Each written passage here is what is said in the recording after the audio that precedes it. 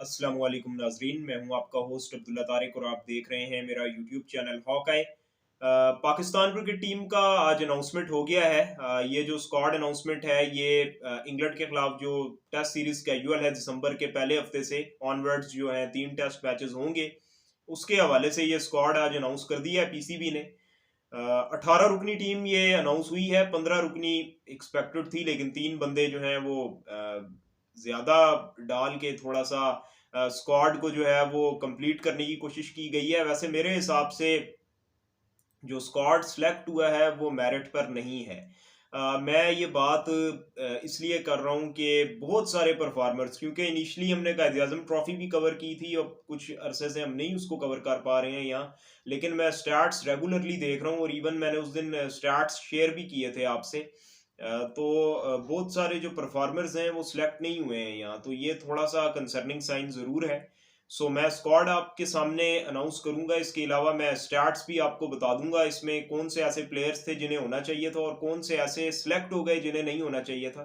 सो आगे बढ़ने से पहले मेरी यही रिक्वेस्ट है कि प्लीज़ मेरे इस चैनल को लाइक कर दें, सब्सक्राइब कर दें और बेल आइकन को ज़रूर क्लिक कर दें ताकि मेरी तमाम आने वाली वीडियोस आप तक पहुंच सकें। Thank you so much.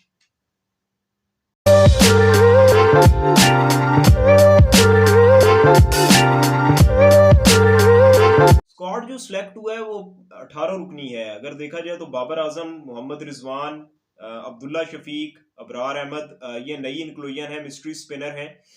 सबसे ज़्यादा विकटें हैं इस दफ़ा कायद आज़म ट्रॉफी में इनकी। अजहर अली हैं, फ़हीम अशरफ, हारिस रऊफ़, इमामुल हक, मोहम्मद अली। इनके लिए मैंने बात की थी, शायद मैं पूरे पाकिस्तान का वाहिद यूट्यूबर हूँगा जिसने इनके बारे में उस दिन बात की थी और आज ये सिलेक्ट हुए हैं। सो बड़ी ये अच्छी खबर है पाकिस्तान क्रिकेट के लिए। खुशखबरी है कि एक ऐसा परफॉर्मर जो बेचारा सारा दिन बॉलिंग करता है फर्स्ट क्लास क्रिकेट में और रेगुलर इनकी जो पेस है वो उतनी ही रहती है, वो घटती नहीं है, बहुत जान मार के बॉलिंग करते हैं। तो आज ये सिलेक्ट हुए तो बहुत खुशी हुई मुझे। मोहम्मद नवाज हैं, वसीम जूनियर हैं, नसीम शाह हैं, नुमान अली हैं। I don't know why is included in the team. Salman Agha, Sarfaraz Ahmed, Saud Shakeel, Shan Masood and Zahid Mahmood. अब मैं स्क्वाड जो है अनाउंस हुआ है, मैं समझता हूँ कि इसमें कुछ प्लेयर्स जो हैं वो गैर ज़रूरी हैं। मैं अभी ये बता देता हूँ और आगे मैं स्टार्ट से प्रूफ कर दूंगा आपको। जाहिद महमूद है, इस दफ़ा ये टॉप 20 बॉलर्स में भी शामिल नहीं है कायद आज़म ट्रॉफी के। पता नहीं क्यों सिलेक्ट हो गए ये। इसके अलावा अगर देखा जाए, नुमान अली, पूरी सीरीज फ्लॉप हुई थी इनकी ऑस्ट्रेलिया के खिलाफ, फिर अगेन श्रीलंका के खिलाफ भी कोई अच्छी परफॉर्मेंस नहीं रही। अगर आप फ्रंट लाइन स्पिनर हैं, आप आउट नहीं कर रहे तो बहुत सारे मसले होंगे आपकी बॉलिंग के साथ और डेफिनेटली वो ये इम्प्रूव नहीं कर पा रहे हैं उन प्रॉब्लम्स को, क्योंकि अगर आप टॉप क्वालिटी बैटर्स को आउट नहीं कर पा रहे हैं तो आपके फ्रंट लाइन स्पिनर खेलने का कोई फायदा नहीं है। नुमान अली भी गलत सिलेक्ट हुए मेरे हिसाब से। वसीम जूनियर देखें, वसीम जूनियर बिल्कुल एक सीजन फर्स्ट क्लास का खेले हैं, आप सबको भी पता है, मुझे भी पता है, जिस साल ये आइडेंटिफाई हुए थे। वसीम जूनियर एक अच्छी चॉइस है, लेकिन इस साल अगर फर्स्ट क्लास टूर्नामेंट देखे जाए तो एक मैच मुझे नहीं याद कि इन्होंने खेला होगा, क्योंकि जब कायद आजम ट्रॉफी सितंबर में शुरू हुई है तो Pakistan Holland sorry Pakistan Asia cup से आया था वापस और फिर इंग्लैंड से सीरीज हुई थी हमारी। उसके बाद पाकिस्तान कंटिन्यूसली टूर पे है, तो वसीम जूनियर नहीं खेले हैं। इसके अलावा अगर देखा जाए तो फ़हीम अशरफ भी मैं समझता हूँ कि एक आधा न्यूजीलैंड का इनका टूर अच्छा गया था, वहाँ भी इन्होंने विद द बॉल कोई अच्छी परफॉर्मेंस नहीं दी थी, विद द बैट अच्छी परफॉर्मेंस दी थी, लेकिन विद द बॉल ये आई थिंक ऑस्ट्रेलिया वाली सीरीज में थे लेकिन कोई अच्छी परफॉर्मेंस नहीं दे पाए थे विद द बॉल। और इसके अलावा मैं समझता हूँ कि सरफराज अहमद का कल तक नाम नहीं आ रहा था, लेकिन आज आ गया, क्योंकि कुछ जगहों पे प्लेयर्स को जो है वो करना पड़ता है उनको कंपनसेट। लेकिन मैं समझता हूँ कि यहाँ पे अब हमें एक नए कीपर की ज़रूरत है। यहाँ कंपनसेशन की बजाय हमें हसीबुल्ला को ज़रूर ट्राई करना चाहिए था, लेकिन चलें ठीक है, अब ले लिया सरफराज अहमद को। हारिस रऊफ बिल्कुल एक्सप्रेस पेस है, शाहीन नहीं है, होना चाहिए था इन्हें टीम में। लेकिन मेरे लिए फिर भी ये कंसर्न है कि हारिस रऊफ जो हैं वो फर्स्ट क्लास क्रिकेट बिल्कुल भी नहीं खेले हुए, इस सीजन भी नहीं खेले हुए, इससे पिछले सीजन्स में भी नहीं खेले हुए। सो ये इश्यूज जो हैं वो एड्रेस होने चाहिए थे लेकिन नहीं हुए। बहरहाल ये स्क्वाड अनाउंसमेंट्स जो हुई आज पीसीबी की तरफ से मैंने बता दिया है। जो प्लेयर्स निकाले गए हैं टीम से वो हसन अली, फवाद आलम और यासिर शाह हैं। यासिर शाह हो सकते थे जाहिद महमूद की जगह। अगर आपने जाहिद महमूद को ही पिक करना था तो बेहतर ये था कि फिर यासिर शाह को पिक करते। नफसियाती दबाव भी होता इंग्लैंड की टीम को, ये बहुत ज़्यादा आउट भी करते हैं। इवन इंग्लैंड में ये मैन ऑफ द सीरीज होके आए थे आई थिंक, और मैन ऑफ द मैच भी हुए थे ये यासिर शाह। तो इंग्लैंड के बैटर्स इनको अच्छा नहीं खेलते हैं, अगर हम देखा 2016 के बाद से भी देखें हम। और फवाद आलम तो खैर एक आई थिंक एक क्लोज्ड चैप्टर है अब पाकिस्तान क्रिकेट के लिए। कोई अच्छी परफॉर्मेंस नहीं थी, पूरा टूर फ्लॉप हुए श्रीलंका का, ऑस्ट्रेलिया का, उससे पहले बांग्लादेश में भी कोई खास परफॉर्मेंस नहीं थी। और सेम हसन अली फॉर्म जो है इनकी नहीं है, लैक कर रहे हैं, अपनी परफॉर्मेंसेस नहीं दे पा रहे। सो अच्छा हुआ कि ये निकाले गए, और शाहीन अफरीदी जो है वो इंजरी की वजह से स्क्वाड से बाहर हुए हैं। अब मैं आपसे स्टैट्स शेयर करता हूं, और वो कौन से प्लेयर्स हैं जिन्हें होना चाहिए था और जो परफॉर्म कर रहे हैं, तो डेफिनेटली उनके लिए आवाज़ उठनी चाहिए। तो मैं यहाँ आवाज़ उठाऊंगा, और मैं कुछ ऐसे बॉलर्स हैं जो यहाँ सिलेक्ट होने चाहिए थे वो भी नहीं हुए, तो उस हवाले से भी अब मैं डिस्कशन करूंगा। बैट्समैनों में मेरे हिसाब से जो सरप्राइजिंग है थोड़ा सा, वो इंक्लूजन ना होना है उस्मान सलाहुद्दीन और तैयब ताहिर की। उस्मान सलाहुद्दीन 9 मैचेस में 15 इनिंग्स इन्होंने खेली हैं, 762 रन बनाया, 58 की एवरेज है, ऑलमोस्ट 59 को टच कर रही है एवरेज। और तैयब ताहिर जो है उन्होंने 10 मैचेस की 12 इनिंग्स में 685 रन बनाए हैं, 62 की एवरेज है। हमें मिडिल ऑर्डर का प्रॉब्लम आ रहा है। नंबर 5 पे अगर देखा जाए तो फवाद आलम पूरी ऑस्ट्रेलियन सीरीज फ्लॉप हुए, फिर श्रीलंकन सीरीज में भी फ्लॉप हुए, बांग्लादेश के टूर पे भी नहीं चले थे, वो सिर्फ एक साउथ अफ्रीका की सीरीज थी जहां वो चले थे, और एक न्यूजीलैंड की सीरीज में वो चले थे, लेकिन टीम के काम नहीं आई थी, वो सीरीज हार ही गया था पाकिस्तान।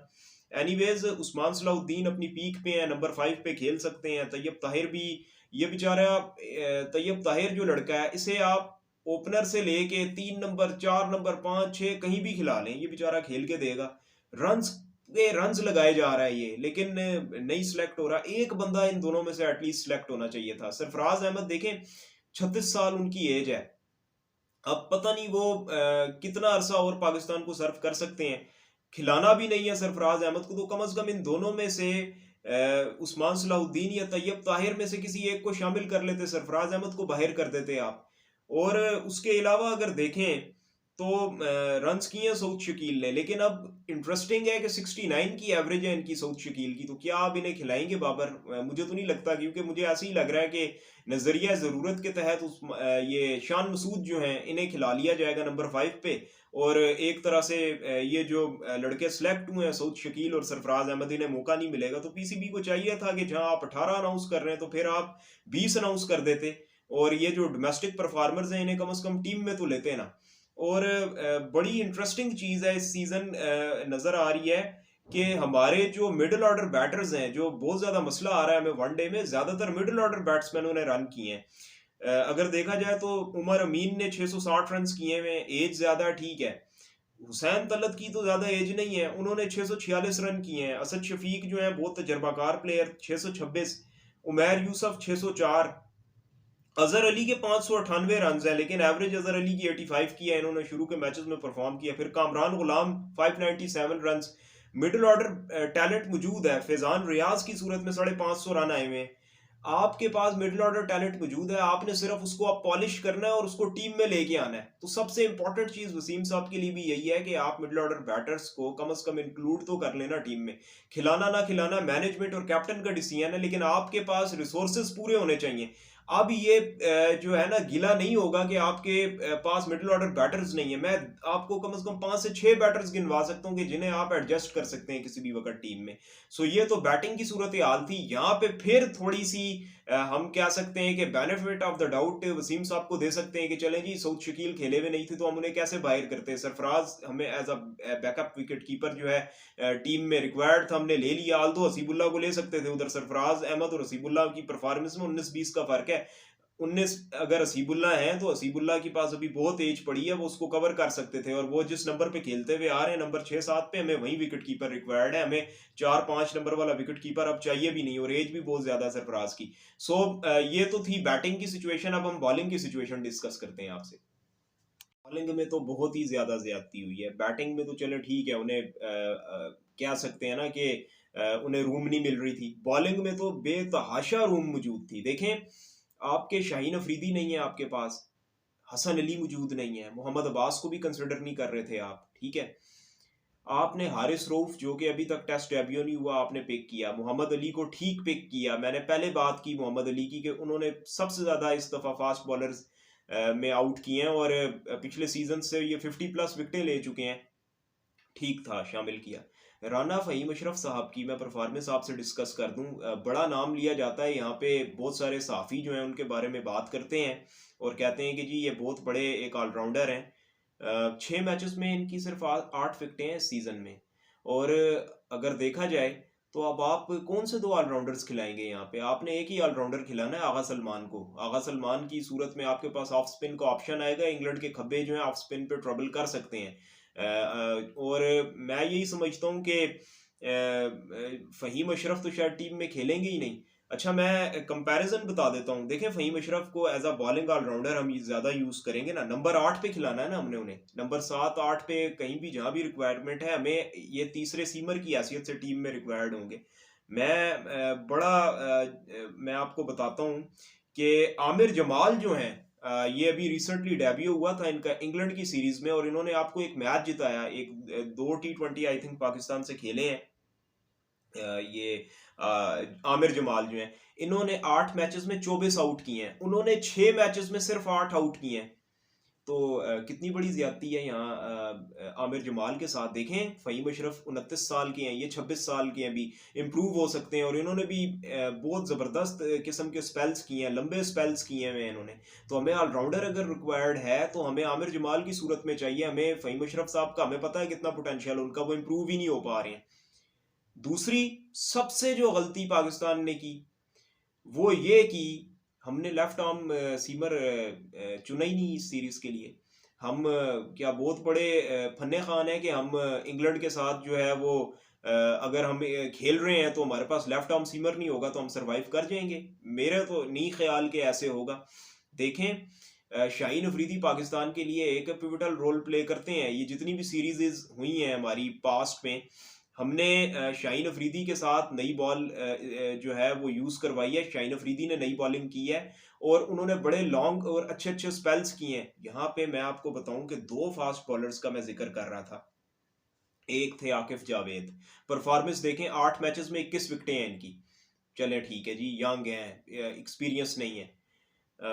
उसके बाद अगर देखें तो मीर हमजा के 4 मैचेस में 16 विकेटें हैं और 350 से ज़्यादा विकेटें मीर हमजा अपने कैरियर में ले चुके हैं। इन्हें हमने डेब्यू करवा दिया था अबूधाबी में, आई थिंक ऑस्ट्रेलिया के खिलाफ, और उसके बाद ये बेचारा बाहर हो गया। एक मैच इसको खिलाया है। बहुत एक्सपीरियंस बॉलर है और हमें यहाँ रिक्वायर्ड भी थे ये। मीर हमजा को हम रख सकते थे। देखें, Wasim junior uncapped, Haris Rauf uncapped, Mohammad Ali uncapped. तो अगर आप ये अनकैप्ड 3 सीमर्स ले रहे हैं, चले हारिस रऊफ को हम दे देते हैं बेनिफिट ऑफ द डाउट कि शायद पूरे पाकिस्तान में 150 का बॉलर ही कोई नहीं, लेकिन अगर साथ देखें तो वसीम जूनियर की क्या रिक्वायरमेंट है। अगर आप फ़हीम अशरफ को टीम में रख रहे हैं तो आपका एक ही ऑलराउंडर खेलेगा ना। अव्वल तो फ़हीम अशरफ को होना ही नहीं चाहिए, उनकी जगह आमिर जमाल को होना चाहिए, लेकिन वसीम जूनियर की जगह, वसीम जूनियर की एबिलिटी पे कोई डाउट नहीं है, वसीम जूनियर एक बहुत ही अच्छा टैलेंट है। लेकिन अगर देख लें तो यहाँ पे हमें लेफ्ट आर्म सीमर की ज़रूरत है। आपके अगर देखें 2016 की जो सीरीज़ थी, मोहम्मद आमिर ने बड़ा अहम रोल प्ले किया था, आपको आउट करके दिए थे। इंग्लैंड के बैटर्स जो हैं लेफ्ट आर्म सीमर के अगेंस्ट ट्रबल में आते ही आते हैं। आपने यहाँ पे शामिल नहीं किया कोई left arm seamer. Akif Javed ने आउट किए हुए हैं इस सीज़न, मीर हमजा ने आउट किए हुए हैं, तो क्यों ने इंक्लूड नहीं किया? समझ से बालातर है ये डिसीजन। इसके अलावा मोहम्मद अली की जो इंक्लूजन है वो बहुत अच्छी है। 6 मैचेस में 24 विकेटें। मैंने पहले बात की, ये बेचारा सारा सारा दिन बॉलिंग करता है, 130-135 तक जाते हैं ये, और मिड 130s में रेगुलर बॉलिंग करते हैं। लॉन्ग स्पेल्स के लिए ये आइडियल चॉइस है और आज बाबर आजम एक तस्वीर में इनके साथ नजर भी आए हैं, इनको इनका कॉन्फिडेंस वगैरह बढ़ा रहे थे वो। और बाकी जो बॉलर्स हैं, मोहम्मद उमर और मोहम्मद अली में से एक ही सिलेक्ट हो सकते थे। उमर करीब थे, 23 विकेटें हैं उनकी, लेकिन मोहम्मद अली के 2 मैचेस कम हैं। और एक जो अच्छी और वाइज इंक्लूजन हुई है वो अबरार अहमद की है, 7 मैचेस में 43 विकेटें। आइडियल चॉइस हैं ये, मिस्ट्री स्पिनर, और खेलेंगे, डेफिनेटली खेलेंगे। लेकिन यहाँ पे थोड़ा सा ना अगेन कंसर्न है मुझे नुमान अली पे। देखिए, नुमान अली की 8 मैचेस में सीजन में 19 विकेटें हैं। 8 मैचेस अगर खेले तो 2 इनिंग्स अगर आ गई तो 8 मैचेस में जो है 16 दफा इन्होंने बॉलिंग की और 16 दफा बॉलिंग करके सिर्फ 19 विकेटें हैं आपकी। इनसे ज्यादा बेहतर बॉलिंग मुबस्सिर खान ने की हुई है, 10 मैचेस में 27 आउट किए हैं उन्होंने, और इनसे ज्यादा बैटिंग की एबिलिटी रखते हैं।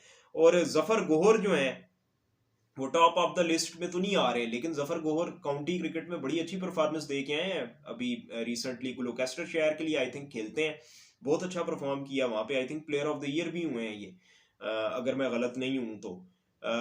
आई थिंक उसमें अगर देखा जाए तो जो जफर गोहर हैं वो ज्यादा अभी खेल सकते हैं, और नुमान अली की जो एज है वो 36 साल हो चुकी है ऑलरेडी, तो खुदारा हमें अब इनसे बाहर निकलना चाहिए। 7 मैचेस में 16 आउट किए हैं साजिद खान ने, ठीक है, नहीं हो सकते थे।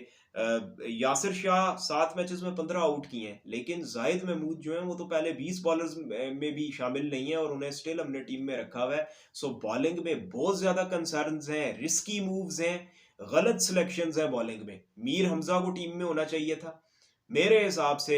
अगर आप नुमान अली को चांस दे रहे हैं तो यासिर शाह को होना चाहिए था जाहिद महमूद की जगह। फिर देखें जब अगर आप एक विदाउट परफॉर्मर नुमान अली को मौका दे रहे हैं, अभी उसकी इंटरनेशनल सीरीज भी फ्लॉप गई है, कायद आजम ट्रॉफी का सीजन भी अच्छा नहीं जा रहा, तो फिर यासिर शाह ने क्या गुनाह किया? आप यासिर शाह को भी मौका देते हैं ना फिर जाहिद महमूद की जगह, ताकि एक्सपीरियंस तो आता। और फास्ट बॉलिंग में लूप होल है, होना चाहिए था मीर हमजा को, वसीम जूनियर को ना खिलाते। ऑलरेडी फ़हीम अशरफ की सूरत में आपने ऑलराउंडर लिया हुआ था, और फ़हीम अशरफ को भी टीम में नहीं होना चाहिए था असूली तौर पे। उनकी जगह जो इंक्लूजन बनती थी आमिर जमाल की, और जफर गोहर को होना चाहिए था नुमान अली की जगह। ये मैं समझता हूँ, बहरहाल सिलेक्टर नहीं समझते इस चीज़ को।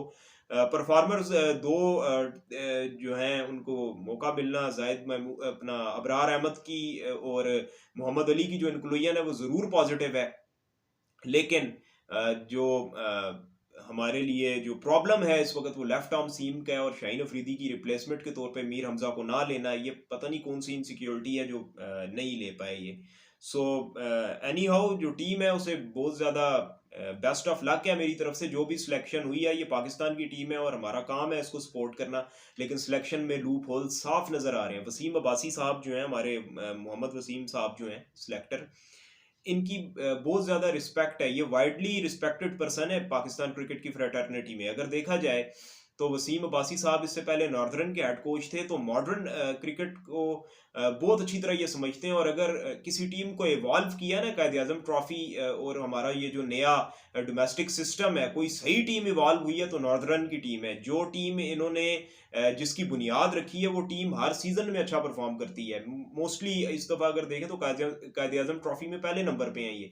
तो जो इन्होंने जड़ें लगाई हैं नॉर्दर्न टीम की, वो आगे फ्रूट दे रही हैं। लेकिन प्रॉब्लम ये है कि इस वक्त जो पाकिस्तान की टीम सेलेक्ट हुई है वो ठीक नहीं हुई। तो वसीम अब्बासी साहब मेरे हिसाब से एक अच्छे कोच ज़रूर हैं, लेकिन सिलेक्शंस में उन्हें बेहतरी ज़रूर लेके आनी चाहिए और उन्हें ज़रूर लानी पड़ेगी in order to succeed. Anyways उनसे कुछ सख्त सवालात भी हुए हैं, और एक वाइडली रिस्पेक्टेड जर्नलिस्ट हैं, उन्होंने पूछा कि जी खुशदिल शाह और आसिफ अली पे आप क्या कमेंट करेंगे, उनकी क्या परफॉर्मेंस रही। तो उन्होंने कहा कि जी आगे जो प्लेयर्स हैं ये आसिफ अली और खुशदिल शाह, अगर ये नहीं भी परफॉर्म कर सके तो ओवरऑल हमारी टीम ने अच्छा परफॉर्म किया, तो हमें टीम को बैक करना चाहिए। ठीक है, उनकी बात बिल्कुल सही है, लेकिन यहाँ पे जो सिलेक्शंस हैं ये गलत हैं। इसको हम ये ज़रूर क्वेश्चन रेस कर रही हैं।